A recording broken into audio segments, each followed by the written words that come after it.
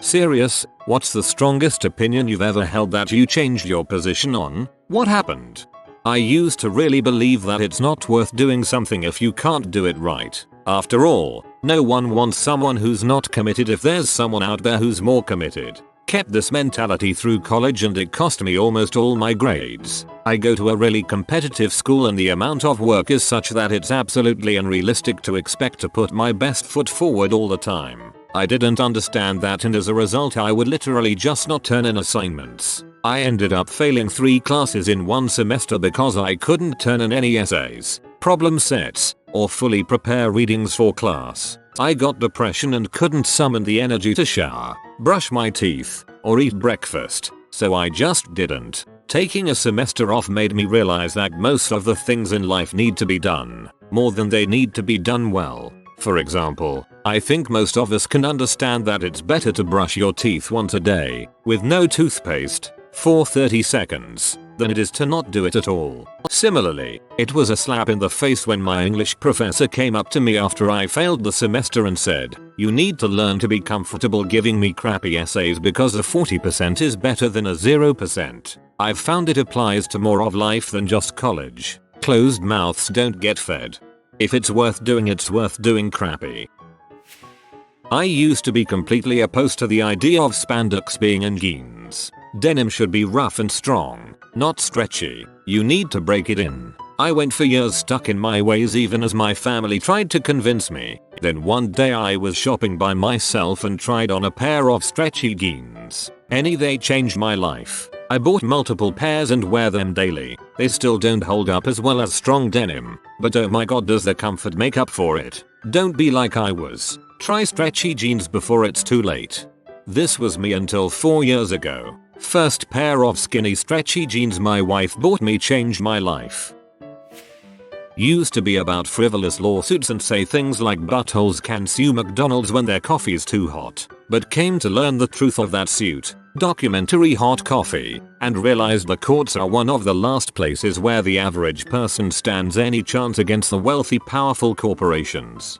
I dated a lawyer who gave me the actual facts about the McDonald's coffee incident. Truly opened my eyes. I thought people who didn't want to go to college or people who didn't even try to pursue a higher education were making a mistake. Now with the cost of college, student loans, and meeting people who were successful without college, I totally get it. Honestly, all college does for you is help get the foot in the door. It's not a promise of success. It's not an automatic good job. It just gets you the chance to argue for the position. I was briefly on the anti-vax train with it causing autism and crap, then seen a point about how we just got better at diagnosing it and was like, that makes sense, and that was that. This applies to so many diseases too, most notably, at least around me, cancer. My family says cancer is caused by almost anything because 100 years ago PPL didn't get it. Yay, 100 years ago they barely knew what cancer was, if at all, and life expectancy was shorter. This is rather specific, but I was convinced that the only way I, and pretty much anyone else, could lose weight was by following a very low carb diet, or at least a diet free of any grains. I have childhood memories of my parents doing Atkins and the article "What if it's all been a big fat lie?" And then I got exposed to keto and paleo online, on it, Nerd Fitness, etc. I lost weight going low carb. I know that plenty of people have successfully managed their weight via low carb, keto, paleo, etc. I tried going paleo, forgot that vitamin K counteracts a blood thinner I'm on, ate a bunch of asparagus, and promptly had a stroke. I ended up in the normal BMI category for the first time since elementary school by simply eating fewer calories than I was expending. Pasta and popcorn were key factors in my doing so. Yeah, I used to think the same thing. Always thought that dieting was something only healthy and well-off people could do and that it required a lot of time to accomplish. Started counting calories and doing 15 minutes of exercise a day minus weekends, and now I've lost 30 pounds over the past 5 months. I used to think people who committed suicide were cowards and selfish for inflicting suffering on their loved ones. Then I began to suffer from depression and attempted to commit suicide. I have a daughter who has made multiple attempts. It makes me rage when some assert that she is merely sad, should just get over it, etc. I'm glad you made it through. I used to want kids. I really wanted to have kids. My whole life I wanted to be a mom, dreamed of what my children would be like. I was always fairly practical about when I wanted to have them, though, and was pretty careful not to get pregnant. After being married for 5 years, my husband and I decided to go for it. We tried for a little over 2 years, unsuccessfully. It sucked. One day I got my period and was relieved that I wasn't pregnant. I realized that I didn't want that anymore. Talked to my husband. He felt the same. I got back on birth control. That was a couple years ago, and now we are discussing sterilization for both of us. I used to be anti-union because I saw too many lazy workers being protected. After a few years, I saw too many great workers left unprotected. I realized that unions help protect the balance. I grew up in a religious cult believing that I liked other guys because of imperfection and sin, and wholeheartedly devoted my life to suppressing that illness. I ended up in the hospital on an attempted suicide by overdose. During my mandatory psychiatric stay, a psychiatrist gave me quite a figurative slap in the face. Unlike therapists up until that point, he had absolutely no respect for the idea that I could suppress being gay. He was openly against it to the point of being rude. Would straight up laugh in my face when I said with all determination that I could lead a celibate life. I didn't appreciate it at the time, but his words stuck with me and made me rethink my priorities. Long story short, I'm now out of the cult and have zero contact with any of my old friends or family. It still hurts a lot, but I can say with confidence now that I made the right choice. When I was younger I hated the US with a passion for many reasons. Now, after meeting some average US citizens I realized although the place and its people aren't perfect, no one nowhere is. I no longer hate the US. My hate was always unwarranted and petty. I used to think it was bad for kids to be raised by a gay couple. I wasn't militantly against it, but I disagreed with it, thinking the kids would be mercilessly teased. Then in college, while writing for the school newspaper, I was sent to cover a lecture given by 2 guys who adopted drug-addicted babies and gave them a home. They even nursed an HIV-positive baby to being HIV negative. Opinion changed almost immediately. I read somewhere that gay couples tend to adopt the unadoptable children more often, as in they'll adopt older children, or those with disabilities. Being part of a minority really can make you more capable of compassion and empathy. I was a very patriotic teenager and I joined the US military. I'm now the mod of I regret joining and I live in Canada. Universal healthcare. I used to be against it. I now support it. I did a college project showing the case against universal healthcare. I had fantastic insurance through my dad's employer at the time. Fast forward, 26th birthday, lost my dad's insurance. Had a crappy retail job and couldn't afford insurance. Wasn't able to find work in my field. Was also in my state's gap for coverage. I was scared to death about getting sick. Even the simplest problem like needing antibiotics scared me so much. There was no way I could afford a hospital bill. Eventually I clawed my way up and landed a job with good pay and great health insurance. Regardless, those few years where I was uninsured scared me so much. I worry about those who don't have adequate coverage and aren't fortunate enough to move up in the workplace. It's a nerve-wracking place to be. Everyone should be taken care of, period. Nobody should have to make a choice between keeping a roof over their head or having health insurance. I'm Australian, and I can't imagine living with that mentality. The Australian healthcare system has its flaws, but if I suddenly need healthcare I know I can get it, largely for nothing. It just doesn't factor into our thinking in the same way as I hear people in the US describe. If I had to go to the emergency room, cost wouldn't enter my mind for a second.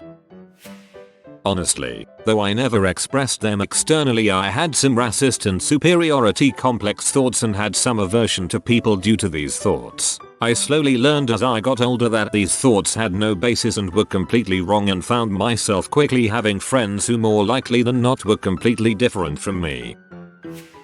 I used to think that people who claimed to have an anxiety disorder were mostly exaggerating and crying for attention. Then I moved away for an internship one summer and got to walk a mile in their shoes. I knew no one where I was living and ended up isolating myself. Symptoms crept in one at a time, and while I never reached a point where I felt it absolutely necessary to seek professional help, I did get pretty close. Going from feeling generally comfortable in my own skin to constantly worrying about what you've screwed up and what you're going to screw up next is a terrible feeling. Not being able to sleep a wink despite being exhausted for nights on end is something I don't ever want to experience again either. It made my performance at that job horrendous. Luckily I spent enough time on the internet to stumble across really inspiring people and sources that helped me fix my situation. Others aren't quite so lucky and have to work 10x as hard to battle through it.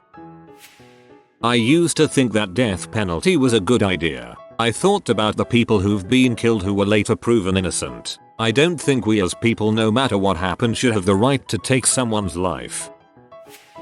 As a teenager I used to debate people online about why gay marriage is wrong. Then I went to a Christian college, studied my faith and Hebrew, and realized the Bible doesn't even say that. Yay for my hippie Christian school. Now I'm still a Christian, but one that's a LGBT ally and who tries to convince others they're wrong about what the Bible says about gay people and others. Also realized my faith alone shouldn't dictate law anyway. Would you mind sharing the parts of the Bible where it doesn't say that? I'm not challenging you on this, I just want to learn. I'm having a big issue with my faith because people want to say how bad that is but not love. As some people have pointed out, it is impossible to point out where it doesn't say that. I should have said where the context is misapplied to things today. After reading Pink as the Blank Slate, I completely changed my mind on nature versus nurture and became a better father for it. I broke up with girlfriends over wanting kids in life. Took me 30 years and meeting my wife to come upon adoption over natural. I used to be vehemently anti-tipping. Like many Redditors, I had my laundry list of reasons tipping sucks ready and waiting. Then I actually learned about the economics and what would happen if we stopped the tipping system. Most of my reasons for disliking tipping are still valid. They're just not remotely worth freaking over a huge segment of American workers, as well as other negative consequences. I used to be solidly in favor of routine infant circumcision. I believe it was cleaner and healthier and that it protected the boy from a lot of problems. Now I have learned better and I'm very solidly in favor of everyone having body integrity and all kids being protected from genital mutilation. I used to be quite opinionated about a lot of things when I was a teenager, probably the symptom of a difficult and unloving home life. I must have been a nightmare to be around as I was always so defensive and so self-righteous with my opinions. I fully supported causes like gay marriage and abortion in time where not many of my peers did and would have been very passionate about advocating for these causes, to the point where it lost me friends. As I've grown up I've mellowed out completely, and while I still have strong opinions and principles, I no longer feel obliged to announce it or virtue signal, I suppose. The point in trying to make here is that having really strongly held opinions can be exhausting. My position now is live and let live. If someone has a different opinion, that's okay. Let's have a discussion about it and not a debate. A discussion allows for us both to express ideas and understand each other's opinion. Hopefully we both come away with a new perspective from it. A debate is about winning and trying to show up the other person. I wish I realized this much sooner. I used to be super anti-abortion cause I grew up with horror stories of it being a situation where the babies were ripped apart and pulled out. I got more educated and then had a friend go through one, and now I'm pro-choice. I still don't like the idea of abortions. It's way better to prevent pregnancies, but I support them being legal and the woman being able to choose. Growing up in a religious Jewish household, Israel was meaningful and important to a lot of my family members, some of whom were Holocaust survivors. Try, for a moment, by the way, to put yourself in the headspace of a Holocaust survivor on this. You've been through heck and back and lost most, if not all, of your friends and family on the other side. Your entire life has been defined and dominated by antisemitism and being an outsider. And then you find out Jews are getting their own motherfucking country. Hot dang. Sounds pretty freaking sweet. So, I get the appeal. So there was a lot of subtle pressure in my life to see the actions of Israel's government in a positive light, pretty much no matter what, and most of my Jewish peers went on birthright trips to Israel and came back really adamantly Zionist. It was a little spooky even, and I really just wanted to believe that, and wanting to believe it for a long time functioned as believing it until it just didn't anymore, and now I'm just a self-aware critic of Israel. I don't think Israel can be made to not exist as a country, but I think there needs to be a radical reformation within its government and culture that moves it away from being a flagrant ethnostate. I used to think poor people were just lazy, but then I learned more about history and racism and economics. Now I basically think rich people are the problem. Like, I can understand keeping enough money to be situated well enough for the rest of your life, but once it gets to the point where you're just hoarding it or spending on frivolous stuff, then you gotta start investing in your community and doing charity work with the money. I've had incredible strong opinions against surveillance. While I'm still against mass surveillance, compared to before even the slightest camera could upset me, not only is it easier to accept now, but as I recently was called as a witness, I started thinking in the terms that we might still to this day be based on witch hunts to some degree when we don't have other proof than words. Cameras can prevent that. Sure, have I understood that the use of cameras before, but never did I thought about what it actually could replace. I'm all for police officers being required to wear cameras. Freaking have cameras in all directions of their patrol cars. They're so important and extremely valuable to have as evidence of what actually happened. The fact that I was straight, really tough for me to realize I like girls too. I struggled with it mostly because in middle school I'd been taught gay was a bad thing and didn't even have a word for bi. Kinda difficult for me to see it as anything else even after I realized. Being a Democrat, I slowly began to realize the whole bipartisan system is rigged to pit people against each and keep everyone fighting and distracted. No wonder George Washington advises against it. I'm Christian, and as a kid I would be upset with my friends who stopped believing, etc., let alone point out the destructive past, present and unfortunately, probably future of the Christian church. I've changed my opinion mostly through seeing the effect it's had on people I know, especially LGBT friends. Lesbian identities. Was really nitpicky at what lesbians can and can't do until I realized I was a lesbian and it didn't feel great restricting my own identity.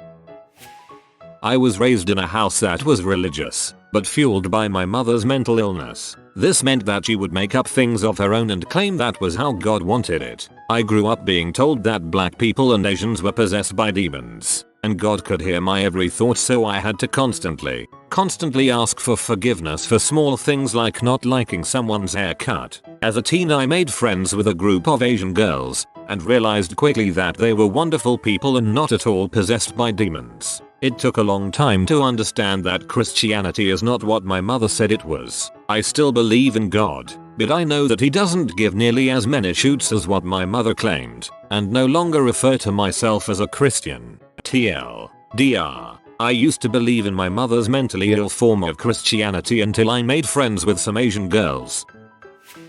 When I grew up, I was a firm believer of that everyone deserved to be happy and feel safe, so throughout the years I stood up and helped those I could. While I stood up, I also stood out. Other kids began to bully me. Teachers were just crap people and even joined in, losing friends to all the thinkable reasons. After a while I just had enough and snapped. I was more interested in seeing people just have a bad time. Bonus if I knew they were crap people. Some of the better things I knew after that was plotting out revenge on people I just didn't like. However, I'm in a better place now and I find myself just helping people out again. This time, I actually see some kindness in return. So I would say I am starting to go back, slowly. So many things. Off the top of my head, evolution and GMOs were two big things. I was raised a Jehovah's Witness, so thought the world was 6,000 years old. Didn't believe in evolution. Used to get into arguments with the doctors at work. I worked in a hospital. Realized before university how much sense it makes when I started reading Richard Dawkins' books. Now I have a degree in molecular biology, so I finally understand evolution a lot better. I used to think GMOs were evil and was vehemently opposed to them. but then I realized that I was just perpetuating misinformation without any reason for believing what I believed. When I finally asked myself why I believed GMOs were bad, I realized I didn't even know what GMO stood for. Quickly realized while reading up on them how amazing they are. Years later, while getting my degree, I also took a genetic engineering course. Fun stuff. I used to be very in favor of the death penalty. Now I am 100% against it. I realize that the courts are crap and innocent people are convicted. If people are innocent, I want them to have hope that they will be vindicated and released. The people that are guilty should suffer in prison for the rest of their lives. A quick death is too good for them. I used to be all for it too, until I once heard someone say, for it to work, you have to be 100% right. 100% of the time. It really changed my perspective. Also, the justice system is super fricked. Communism. I am a big believer in that everyone will do what is best for everyone. I quickly learned that some people are dongs and only care for themselves. I still think it could work in a small group, but ultimately some people aren't cut out for the idea of it. Abortion. I was passionately pro-life for a long time. I'm a libertarian, but I considered infants as humans whose rights I believed should be protected. However, after becoming a nursing student and realizing what exactly the process was and what exactly was being terminated, I felt different about it being human. I also personally have experienced poverty and the difficulties of getting out of it. Long story short, I'm pro-choice. Capital punishment. When I was younger, I thought the threat of death would scare more criminals into not committing crimes. One day I was fervently arguing online about the subject. When I started to do research using academic journals, as I usually do, I then got to reading about studies on the subject, interviews with prisoners, statistics about where it has been implemented versus where it hasn't, and, well, yeah, I'm not for it anymore. These are the reasons why, by memory, I'm not having this argument again. I used to think it'd be cheaper. It's not. Most people on death row will do everything in their power to throw every appeal they can at the courts, dragging the court case out for years and years. This ends up costing hundreds of thousands of dollars in salaries of court employees alone. Then the drug itself, well, it was only made by one company, who made it ridiculously expensive. In total, it cost easily over a couple $1 million to give somebody the death sentence, where they could be kept in prison for as little as 10-ish grand a year. I'm not going to bother to post references here. Do your own research if you want to. I used to think it would deter criminals. It doesn't. Why? Well, criminals don't think they'll ever get caught, so they're never afraid of the punishment, regardless of what it is. Criminals aren't the smartest people in the world most of the time, but that's why the smart ones are often very hard to catch. I used to think the death penalty was worse than life in prison. It really isn't. Imagine being forced to live in the worst place ever for the rest of your life, being served crap food, having to watch what you say or do for fear of being shanked if you step out of line. Now, imagine having to do this every day for the rest of your life. Very little access to anything to take your mind away from it all. Knowing that you will die in here. There is nothing else for you. This is it. This is your life for the next 40, 50 years. I think that'd be torture personally.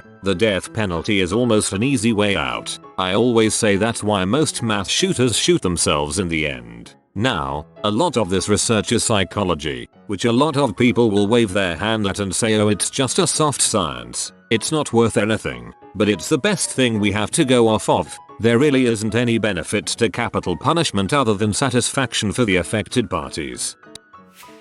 I used to be a fairly vocal atheist, anti-theist really, very critical of all things religious. These days not so much. I'm still entirely secular, so from a theological point still atheist, but it's not really part of my identity anymore, and I've got much more respect for other people's faith. The online atheist community and its flirtations with far-right politics played a big part in pushing me away. Also just growing up a bit and not thinking I know better than everyone all the time. When I was a preteen and early teen boy, I said unkind things about men who prefer to be with men. It's no excuse, but yes, I was just regurgitating what other crapheads on the block heard from their older brothers and fathers. A few years later in high school I became friends with a dude I came to really think he was a good person. He was part of my friend group. All around nice guy. Gay as frick. 2. Flaming. Lisping. Into fashion. Madonna. The whole 9 yards. I realized that didn't give a crap. A personal and humanizing connection can often be stronger than ingrained prejudice. That community college was for the kids in high school who couldn't get into a real college. I changed my opinion once I realized my parents weren't helping me pay for college. So I turned down acceptance letters from 2 universities and enrolled in a CC where I'm fulfilling my gen eds for a fraction of the price. If you are new to the channel, you can subscribe. I publish new videos every day. Until then, check another video.